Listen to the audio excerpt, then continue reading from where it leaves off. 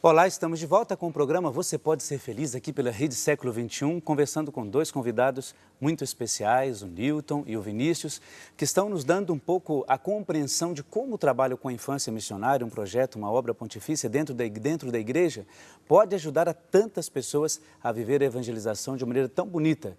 Por isso, no dia de hoje, a gente quer que você que está em casa compreenda melhor isso e veja que há sempre uma solução, uma saída, quando às vezes a criança ou adolescente não tem muito o que fazer dentro da comunidade ou não sente prazer dentro daquilo que já tem na comunidade, e a infância missionária é um caminho muito interessante para isso.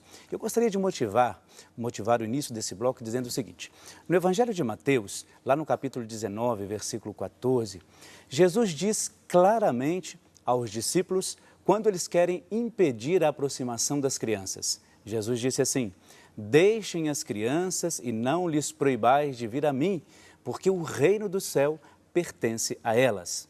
No ano 1843, como nós falamos aqui, essas palavras de Jesus encontraram um novo eco na vida de um bispo francês chamado Dom Carlos Forbin Johnson. Qual era a sua motivação? Uma extrema sensibilidade com as crianças que passavam necessidades. E qual foi a sua ideia? Convocou as crianças para que socorressem essas outras crianças vítimas de maus tratos, abandono e que passavam muitas necessidades. Assim, nasceu a Infância Missionária, uma obra que está espalhada pelo mundo inteiro e que fez bravamente o seu trabalho de evangelização. Quando nós falamos no início sobre essa história, o Newton comentou, vimos um VT sobre isso, aí a gente começa a entender por que o trabalho da infância missionária é conhecido como as crianças que evangelizam outras crianças. É assim mesmo, né? É isso mesmo. O Vinícius está aí para nos mostrar a prova disso. Você, no seu trabalho, Vinícius, você tem ânimo, claro, de fazer o trabalho. Como é que você pensa para daqui a alguns anos? Você quer continuar nesse trabalho da infância missionária? Como que você vê? Então, o Newton, juntamente com a mulher dele, já está me preparando para ser um futuro assessor na infância, na minha comunidade, para que eu possa estar assumindo trabalhos maiores também, se Deus quiser. E que com a graça de Deus. E você, quando pensa nisso, isso te anima, isso te faz, olha, é isso mesmo que eu quero? Sim. Sim?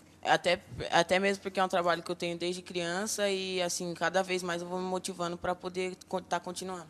Nossa, que legal, gostei, viu? Olha, às vezes você que é pai e mãe, às vezes fica preocupada, e agora, como é que eu vou fazer? Meus filhos ou não querem participar muito da igreja, não gostam, não se adequam àquilo que a gente tem aí. Olha, a infância missionária está aí. O Vinícius está aqui como prova de que é um trabalho também de evangelização. Quando você comentava, Newton, sobre todo o roteiro do trabalho que eles fazem na reunião dos grupos, tem essa parte de conhecer a realidade, né, de acordo com o tema, e eles, além de conhecer esse trabalho, eles se sensibilizam a ajudar naquele trabalho específico materialmente também, como você disse. Corretamente. Que a gente sempre fala, né? Que a gente tem na infância missionária o que a gente chama de o tripé que sustenta a obra, que é o que a gente chama de SOS.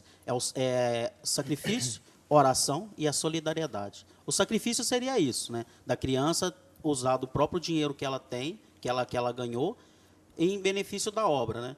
A solidariedade, ela lembrar sempre também do local onde ela vive, de estar sempre em solidariedade. A gente deixa bem claro também que uma criança da infância missionária ela tem que ser mais atuante na sua escola, ajudar mais os seus professores, ajudando os colegas, não fazendo bagunça. A gente sempre coloca isso aí nos grupos também, de ser o testemunho de vida também, dela deixar, assim, transparecer que ela é uma criança diferente, para que ela seja um exemplo a ser imitado.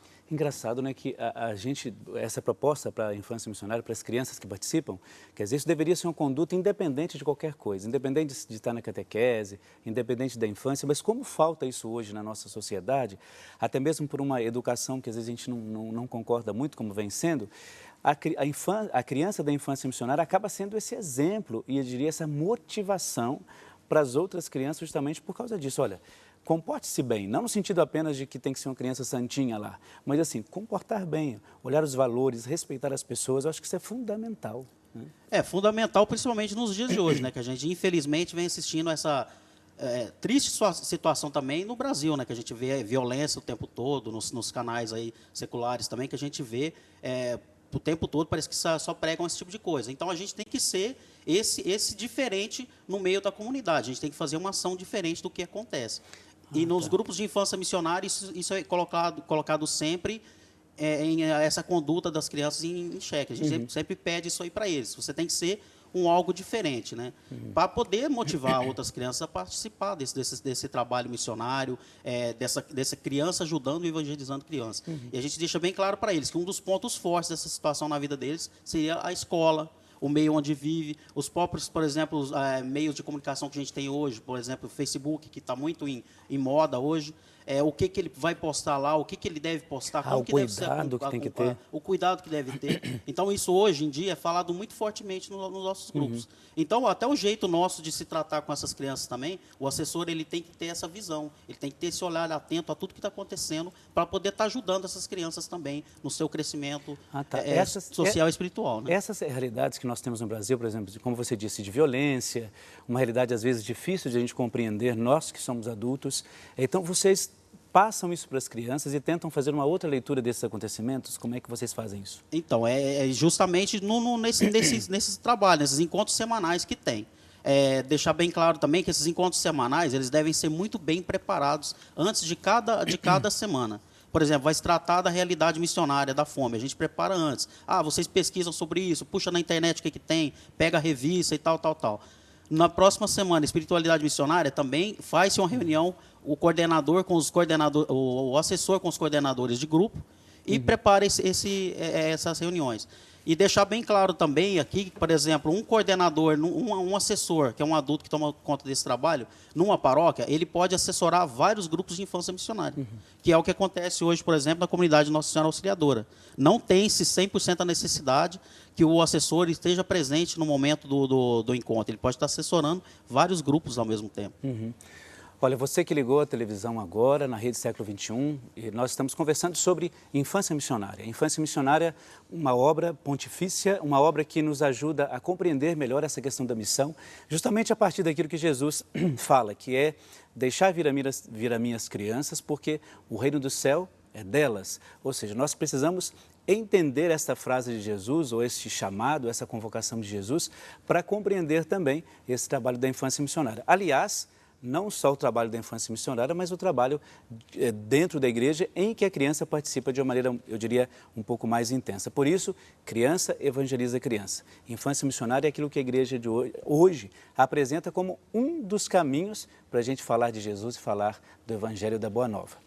Vinícius, quando você participa do grupo, existe uma preparação para que você, de acordo com o tema que você vai apresentar ou que vocês vão conversar, vocês pensam nisso antes com os assessores? Então, é feita uma reunião, geralmente o encontro é de domingo, então aos sábados de manhã nós se reunimos na igreja mesmo, todos os coordenadores, assessores, e é pegado esse jornalzinho e é montado o encontro para poder ser feito no domingo. E aí, nesse caso, quantas crianças participam do seu grupo? Geralmente é pedido 12 crianças, mas dependendo do dia tem de 10 a 15 crianças no grupo. Então já tem um número razoável de crianças. Hoje estou mal aqui da minha garganta, né? Nem essa água aqui está adiantando, tá vendo só? Mas assim, aí essas crianças, de acordo com o tema que você aborda, como que é a participação das outras crianças? Elas participam bem, elas falam daquilo que vocês apresentam, elas gostam de falar? Sim, tem bastante criança que gosta, que nós fazemos bastante perguntas sobre o tema e elas respondem bem. Algumas pedem para ler a Bíblia de vez em quando, e é feita a brincadeira também para que elas possam ter mais motivação de chamar outras crianças, claro, para que possa participar mais pessoas. Agora, por exemplo, aí são feitas dinâmicas, por exemplo, tem um tema tal, por exemplo, como o Newton disse, a fome, sei lá, não é? Então aí tem alguma dinâmica relacionada a isto, não é? Então, geralmente, assim, pede-se para alguém pesquisar sobre alguma dinâmica que tem a ver, e se não tiver, faz brincadeiras do cotidiano, que as crianças gostam de brincar.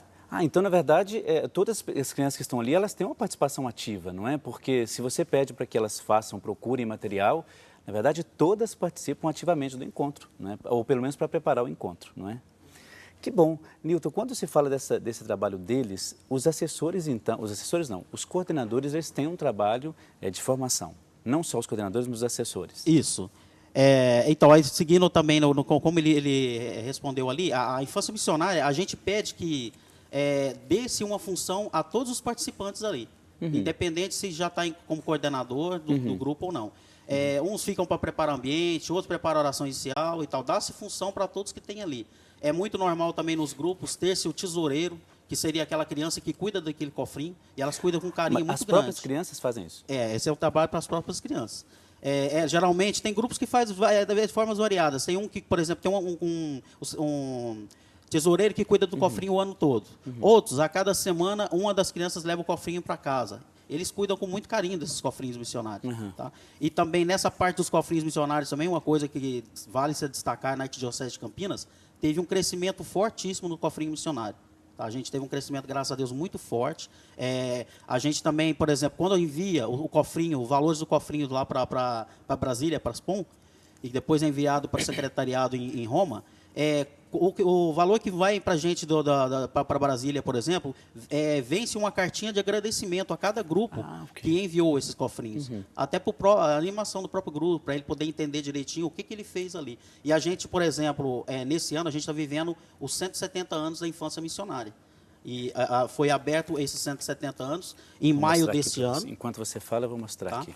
E o fechamento do nosso 170 anos da infância missionária vai ser em maio de 2014, com o Congresso Americano em Aparecida do Norte. Tá? E é nós, o Estado de São Paulo, que estamos assim responsáveis por estar organizando tudo isso daí.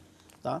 Vai ter uma presença muito forte, inclusive, de amigos nossos da Argentina, que tem infância missionária, Uruguai, toda a América do Sul, até de outros lugares mais distantes. Se eu não me engano, inclusive, a secretária da Infância Missionária Mundial também vai estar presente conosco. Tá. Então, a gente está vivendo um ano muito forte de comemorações. A cada mês se destinado para se fazer assim, orientações para os grupos de infância missionária, está fazendo algo especial.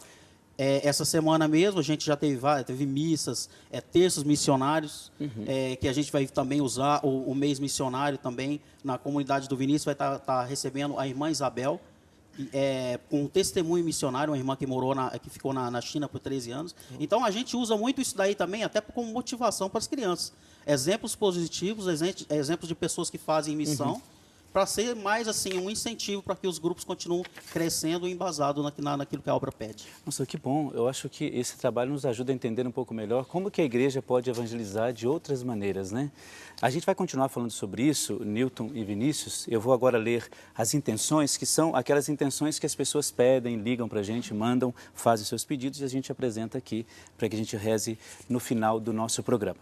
Então, você vê como que a igreja ela tem esse cuidado com todas as pessoas que querem e gostam de serem evangelizadas e gostam de evangelizar. E você viu, de maneira muito simples, conhecendo a realidade da igreja e, ao mesmo tempo, colaborando materialmente, com 50 centavos, R$1, com aquilo que a criança pode. Isso é muito bom, porque desde já a criança vai aprendendo como ser uma criança evangelizadora. Quero lembrar os pedidos de oração aqui de Maria Margarida de Freitas, ela é de Engenheiro Caldas, em Minas Gerais. O Tiago Libânio Queiroz, ele é de Campinas, aqui no interior de São Paulo. A Sueli de Fátima Libânio Medeiros, ela também é de Campinas, interior de São Paulo. A Marilda Alves de Souza, de Sumaré, interior de São Paulo.